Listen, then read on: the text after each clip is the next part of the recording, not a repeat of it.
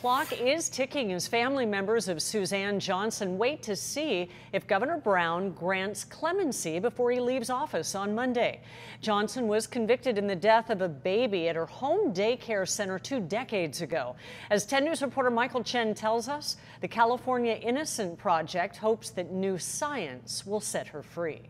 This is my baby right here. She's 6 months. A tearful mom grieving the death of her baby, Jasmine Miller, who was under the care of Suzanne Johnson at her home daycare in North Park in 1997. Johnson found guilty of assaulting Jasmine and sentenced to life in prison. Prosecutors argue Johnson was frustrated by the baby's crying, pointing to the accepted signs of shaken baby syndrome, bleeding behind the eyes, bleeding and swelling in the brain. But 2 decades later... So we've seen a major shift in the forensic science of shaken baby syndrome. Mike Samanchek is a lawyer with the California Innocence Project. Based on the science that we know now, the jury at the time of trial would not have found Suzanne Johnson guilty of this crime. Medical consensus now says those telltale signs of shaken baby syndrome can be caused by various medical conditions and accidental falls from short heights. Johnson says Jasmine fell out of her high chair but seemed okay before becoming unresponsive hours later. The evidence supports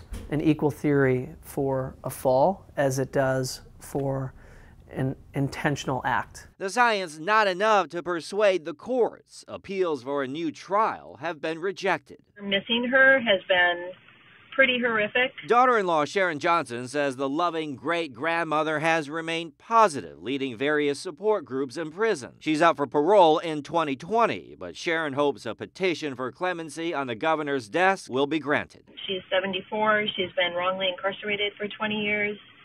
We just want her home. Michael Chen, 10 News.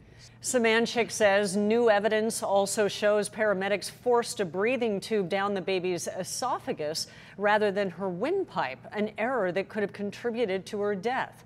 A spokesperson for the DA's office says it remains opposed to the clemency petition.